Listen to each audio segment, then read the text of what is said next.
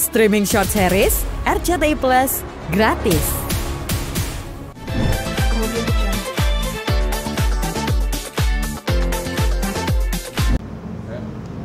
Jadi pada tanggal beberapa hari yang lalu saya menerima surat pemberitahuan dimulainya penyidikan atau istilahnya itu SPDP. Surat tersebut ditujukan kepada Kepala Kejaksaan Tinggi DKI Jakarta yang atas nama Kapolda Metro Jaya Dircyber, di mana di dalam surat tersebut diberitahukan adanya dimulainya penyidikan terhadap dugaan tindak pidana intersepsi. Intersepsi itu artinya melakukan penyadapan tanpa izin dan atau dengan cara apapun mengubah, menambah, mengurangi, melakukan transmisi, merusak, menghilangkan, memindahkan, menyembunyikan suatu informasi elektronik dan atau dokumen elektronik milik orang lain atau milik publik sebagaimana dimaksud dalam pasal 47 junto pasal 31 dan atau pasal 48 junto pasal 32 Undang-Undang Nomor 11 Tahun 2008 sebagaimana diubah terakhir dengan Undang-Undang 1 Tahun 2024, di mana pelapornya adalah saya sendiri. SPDP ini terkait dengan adanya rekaman dalam kasus yang saat ini bergulir di Pengadilan Negeri Jakarta Selatan dengan terdakwa Nikita Mirzani. Jadi rekaman tersebut dilakukan oleh oknum yang merekam percakapan Ismail Marzuki. Ya, dan itu kami laporkan dan alhamdulillah sudah dilakukan proses penyidikan. Artinya dengan adanya proses penyidikan maka patut diduga dokumen-dokumen yang ada di dalam perkara yang saat ini disidangkan atas nama terdakwa Nikita Mirzani maupun Ismail Marzuki patut diduga itu adalah dokumen yang melanggar hukum. Sehingga saya akan meminta semua bukti-bukti tersebut untuk dinyatakan tidak berlaku dan untuk dinyatakan tidak mempunyai kekuatan untuk proses pembuktian. Jadi sebagaimana di dalam pasal yang saya laporkan, yaitu pasal 47 ayat junto pasal 31 di dalam Undang-Undang Nomor 1 Tahun 2024, dalam undang-undang perubahannya, setiap orang yang memenuhi unsur sebagaimana dimaksud dalam pasal 31 ayat 1 atau ayat 2 dipidana dengan pidana penjara paling lama 10 tahun dan atau denda paling banyak 800 juta. Pasal 31-nya itu pasal 47 ya. Pasal 31 itu setiap orang. Ini Undang-Undang ITE pasal 31 menyatakan setiap orang dengan sengaja tanpa hak atau melawan hukum melakukan intersepsi atau penyadapan atas informasi elektronik dan atau dokumen elektronik dalam suatu komputer dan atau sistem elektronik tertentu milik orang lain. Pasal 2, 31 ayat 2, setiap orang dengan sengaja dan tanpa hak atau melawan hukum melakukan intersepsi atas transmisi informasi elektronik dan atau dokumen elektronik yang tidak bersifat publik dari, ke, dan di dalam suatu komputer dan atau sistem elektronik tertentu milik orang lain, baik yang tidak menyebabkan perubahan apapun maupun yang menyebabkan adanya perubahan, penghilangan, dan atau penghentian.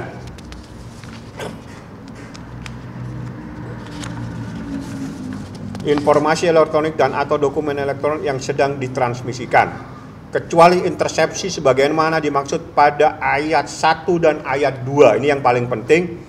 Intersepsi yang dilakukan dalam rangka penegakan hukum atas permintaan kepolisian, kejaksaan, dan atau institusi penegak hukum lainnya yang ditetapkan berdasarkan undang-undang.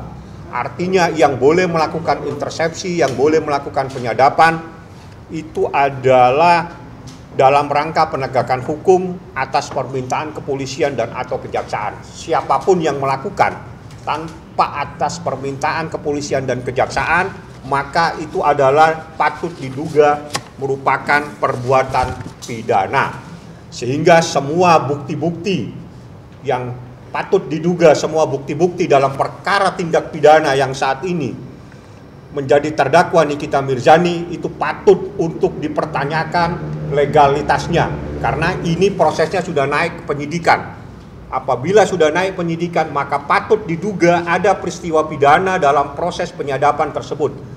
Karena pada saat proses dilakukan rekaman, Ismail Marzuki tidak tahu tiba-tiba ada rekaman dan rekaman itu beredar kemana-mana. Dan itu dijadikan barang bukti oleh mereka. Dan saat ini barang-barang bukti tersebut kami laporkan di kepolisian pada tanggal 16 April 2025 yang lalu saya melaporkannya. Dan alhamdulillah sudah naik pada proses penyidikan. Artinya jika naik proses penyidikan maka telah ditemukan adanya peristiwa pidana atas adanya penyadapan atau intersepsi atas percakapan seseorang tanpa izin dari orang yang bersangkutan, yaitu Ismail Marzuki.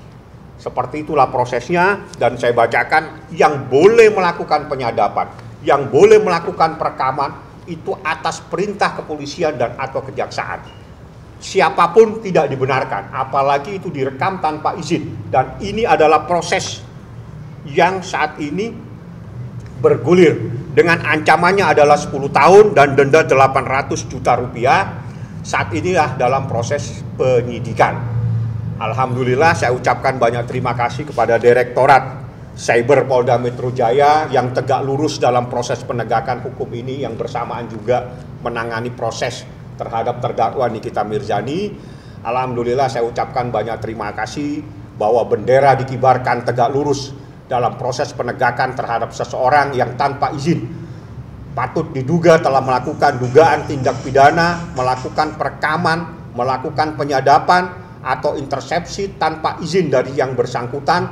Padahal dia bukan penegak hukum, bukan aparat kepolisian, tanpa izin kepolisian, tanpa izin kejaksaan melakukan perekaman. Seperti itulah proses hukumnya, dan ini SPDP-nya ditujukan kepada Kepala Kejaksaan Tinggi. Saya bacakan pasalnya 47 Junto 31 dan Junto pasal 32. Seperti itulah. Ada yang mau ditanyakan teman-teman? Berarti kan nanti bakal yang dipersiapkan nanti di persidangan mungkin ada strategi apa dan persiapan? Ya, saya akan mempersoalkan dasar hukumnya apa, karena di dalam Undang-Undang ITE itu boleh melakukan sesuatu. Undang-Undang ITE, bukti dalam ITE itu adalah menjadi bukti elektronik, tapi harus sesuai dengan hukum yang berlaku. Jadi tidak boleh melakukan penyadapan tanpa izin daripada aparat penegak hukum. Jadi hanya orang yang dibenarkan secara hukum oleh kepolisian dan atau kejaksaan yang boleh melakukan perekaman. Jadi perekaman yang dilakukan dalam proses terjadi pada tanggal 13-14 November 2024 patut diduga adalah peristiwa pidana sebagaimana adanya surat perintah penyidikan di dalam perkara ini. Seperti itu. Rekaman yang kemarin mungkin kita kan ngotot ingin buka di persidangan, bahkan besok bakal dibuka. Ya, kita pasti akan minta dibuka karena itu yang terpenting, karena di dalam rekaman tersebut saya mau tahu izin dari mana. Karena ternyata ini setelah dilakukan proses penyidikan ditemukan adanya peristiwa pidana atas rekaman, melakukan perekaman atau intersepsi tanpa izin, tanpa adanya persetujuan dari aparat penegak hukum, kepolisian maupun kejaksaan. Seperti itu. Jadi dengan sendirinya secara yuridis bukti-bukti yang ada dalam perkara terdakwa Nikita Mirzani maupun terdakwa Ismail Marzuki dalam perkara yang ada di Pengadilan Negeri Jakarta Selatan patut diduga menjadi bukti-bukti yang ilegal. Seperti itu. Semisal mungkin tidak digabungkan soal pemutaran rekaman itu, mungkin abang sendiri bakal melakukan apa, Bang? Ya, kita minta, karena ini tidak sah. Semua bukti terkait dengan rekaman itu menjadi bukti yang ilegal. Karena itu kita laporkan ke polisi pada tanggal 16 April 2025. Seperti itulah proses hukumnya, dan alhamdulillah proses penyidikan. Dan ini kepada Kepala Kejaksaan Tinggi DKI Jakarta. Artinya kalau penyidikan itu maka sudah ditemukan adanya peristiwa pidana atas perbuatan seseorang yang melakukan intersepsi. Intersepsi itu adalah artinya telah melakukan penyadapan, memotong, merekam dan sebagainya tanpa izin. Sedangkan dia bukan aparat penegak hukum, sedangkan dia tidak mendapatkan izin dari aparat penegak hukum, kepolisian maupun dari kejaksaan. Seperti itu. Undang-undangnya membolehkan dilakukan intersepsi sepanjang yang melakukan itu atas perintah dari kepolisian, atas perintah dari kejaksaan. Tapi kalau swasta, kalau pribadi-pribadi melakukan intersepsi, melakukan perekaman, memotong-motong percakapan, merekam tanpa izin, itu patut diduga adalah sebuah tindak pidana dengan ancamannya adalah 10 tahun. Sebagaimana yang diatur dalam pasal 31. Dan pasal 32 dengan ancamannya 8 tahun. Jadi 10 tahun dan 8 tahun itu ancaman terhadap orang yang melakukan intersepsi, terhadap orang yang melakukan rekaman tanpa izin. Dan ini kami akan persoalkan dan ini akan menjadi rame pada saat nanti proses di Pengadilan Negeri Jakarta Selatan dengan terdakwa Nikita Mirzani dan terdakwa Ismail Marzuki, karena bahan mereka, karena dasar mereka melakukan laporan polisi itu berdasarkan rekaman-rekaman yang tanpa izin. Mereka lakukan tanpa sepengetahuan, tanpa persetujuan dari Ismail Marzuki. Tiba-tiba direkam dan sebagainya, dan itu saat ini sudah beredar semua di mana-mana. Dan itulah yang saya laporkan ke polisi, dan alhamdulillah di dalam proses penyidikan ditemukan adanya sebuah peristiwa pidana sehingga naik dalam proses penyidikan. Lebih lanjut nanti mungkin hari ini saya akan diperiksa sebagai pelapor. Nanti selanjutnya saya akan kasihkan dokumen-dokumen dan proses lebih lanjut. Saya ucapkan banyak terima kasih kepada Direktorat Cyber Polda Metro Jaya yang telah mengibarkan bendera tegak lurus dalam proses hukum ini, karena proses hukum ini bersamaan juga dengan adanya proses hukum terhadap terdakwa Nikita Mirzani dan Ismail Marzuki seperti itu. Saya mungkin agak siangan ya, jam-jam 11-12, saya belum tahu jamnya. Yang jelas saya wajib untuk datang untuk diperiksa sebagai pelapor atas nama Ismail Marzuki sebagai korban yang diam-diam percakapannya direkam tanpa izin, dan itu adalah dugaan tindak pidana yang melanggar pasal 31 junto pasal 32 dengan ancamannya 10 tahun dan 8 tahun. Saya pikir itu yang terpenting. Terima kasih banyak kepada teman-teman, mohon dukungannya, mohon di backup, mohon diikuti prosesnya, mohon hari Kamis datang. Pada hari Kamis juga nanti Nikita Mirzani akan meminta rekaman untuk diputar kembali. Rekaman percakapan seseorang yang patut diduga dengan tanda kutip, tanda koma, tanda tanya. Akan Nikita minta supaya rekaman tersebut untuk diputar, diperdengarkan kepada masyarakat Republik Indonesia. Adanya patut diduga oknum-oknum tertentu telah melakukan sesuatu untuk dipertanyakan kebenarannya. Insya Allah besok Kamis saya akan meminta rekaman tersebut untuk diputar. Sebagaimana yang dalam sidang Kamis kemarin tidak sempat diputar karena ada kendala pada media untuk melakukan pemutaran pada saat laptopnya bermasalah. Sehingga nanti besok saya akan meminta rekaman tersebut diputar. Anda dengarkan sendiri suara siapa tersebut dan percakapannya seperti apa. Ya, ada 2 percakapan dan sangat penting. Besok Nikita minta rekaman itu diputar, dan jika tidak Nikita yang akan memutar sendiri di dalam ruangan persidangan dengan menggunakan alat perangkat HP-nya. HP yang akan dia pinjam dengan tim manajemennya dia. Untuk kita akan putar dengan HP-nya dia. Kalau memang diputar tidak diizinkan, dia akan putar sendiri menggunakan media elektronik. Besok kalau sendiri sidangnya agendanya apa, Bang? Besok pemeriksaan saksi-saksi. Masih dari saksi JPU? Ya, masih saksi-saksi dari JPU. Kami akan mengajukan ahli 2, saksi fakta 4. Saksi fakta itu adalah orang yang menjadi korban terhadap adanya bahan-bahan kosmetik seperti ini. Dan juga 4 orang semuanya saksi fakta dan saksi yang mengalami kejadian, sedangkan 2 adalah saksi ahli yang kami akan persiapkan. Saya belum sampaikan ahlinya di bidang apa, yang jelas kita sudah siapkan 2 orang ahli dan 4 orang saksi fakta. Itu adalah pada proses persidangan berikutnya, seperti itu. Bang, maaf terlapor tadi, boleh ini? Dalam lidik, Pak. Dari awal memang saya kembangkan dalam lidik supaya bisa menjangkau kemana saja. Jadi dalam proses lidik itu bisa menjangkau kepada orang yang terlibat. Jadi bukan hanya 1, bisa 2, bisa 3, bisa 4. Semua yang terlibat dalam proses intersepsi, semua yang terlibat dalam proses penyadapan, siapa saja yang melakukan perekaman tanpa izin, tidak mendapatkan izin dari institusi kepolisian maupun institusi kejaksaan, maka itu perbuatannya patut diduga adalah perbuatan pidana dengan ancamannya 10 tahun dan 8 tahun. Dan itu sebagaimana diatur dalam pasal 31 dan junto pasal 32 Undang-Undang ITE seperti itu. Tapi Bang, besok kan rencananya saksi dari dokter. Ya, saya tidak tahu siapa yang datang. Yang jelas saya minta semuanya dibuka transparan. Dan sebagaimana di dalam persidangan yang terungkap di persidangan, Sebelumnya tidak ada persoalan skincare, yang ada adalah persoalan pribadi ternyata, sebagaimana yang dikatakan bahwa karena dia dibilang abu-abu dan seterusnya sehingga dia bermasalah dengan Nikita Mirzani. Aneh kasus ini, akhirnya urusannya hanya persoalan itu.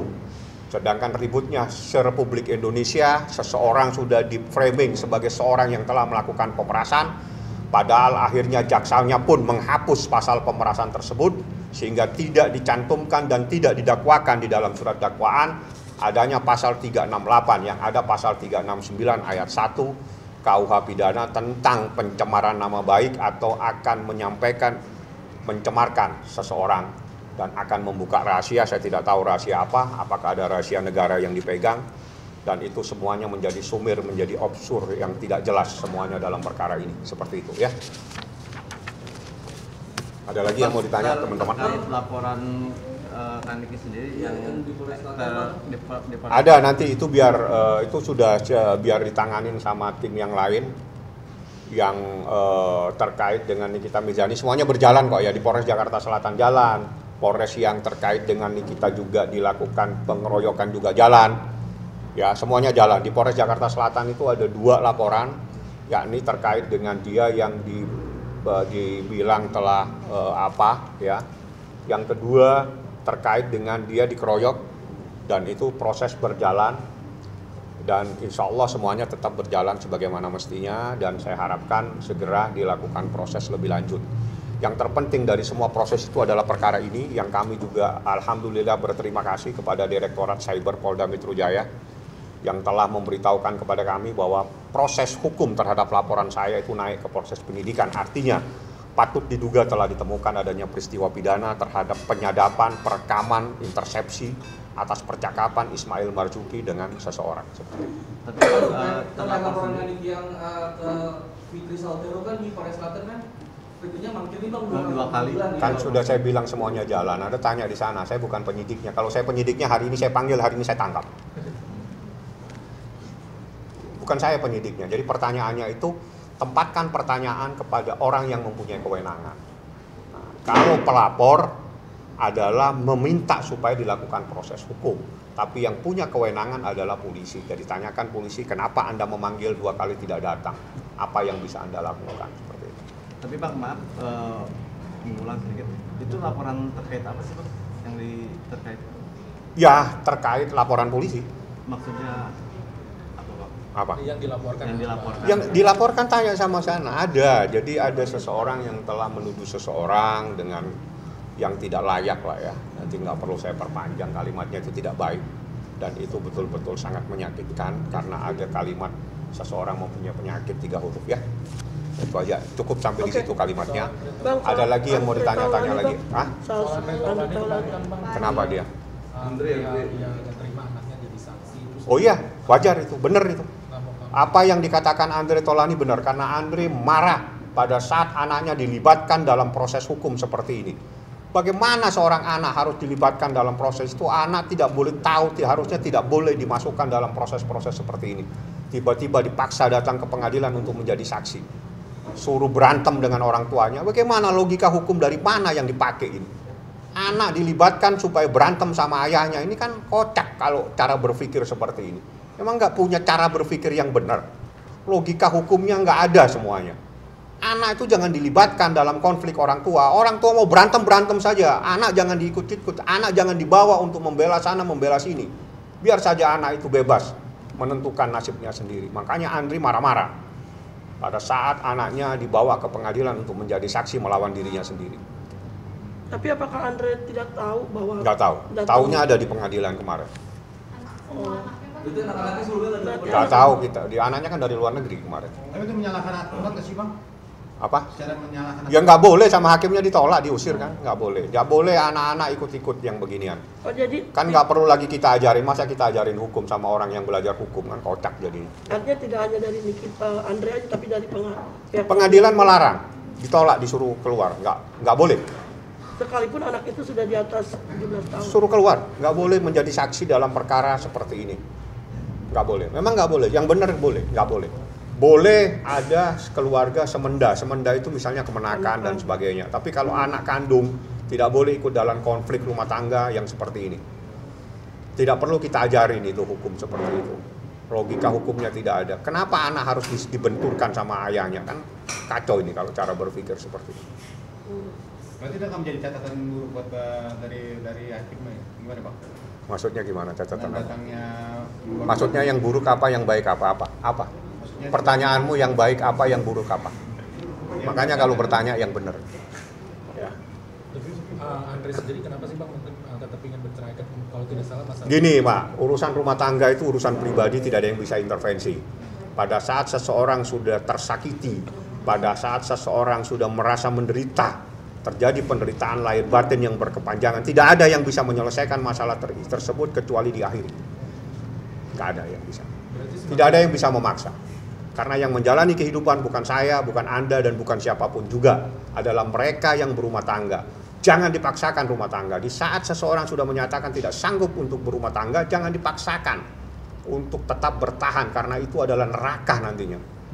Menjadikan penderitaan yang berkepanjangan buat mereka. Tapi untuk anak Bang, kan ada yang cewek yang masih agak... Anak-anak semua sudah dewasa, nggak perlu dicampurin itu. Semuanya sudah dewasa. Dewasa menurut hukum. Kompilasi hukum Islam sudah di atas 12 tahun semua, jadi nggak perlu dipersoalkan anak-anak itu. Berarti agenda minggu depan apa Bang? Saya nggak tahu. Dari pihak mereka akan mengajukan apa lagi, saya nggak paham. Kalau misalkan tetap ingin anaknya, berarti tetap akan menolak. Maksudnya Jadi, anaknya pihak Erika gimana? mungkin tetap ingin jadi saksi anaknya itu. Kan sudah selesai dibahas ini. Kalau sudah selesai dibahas, jangan jadi kaset rusak, diputar-putar lagi kasetnya.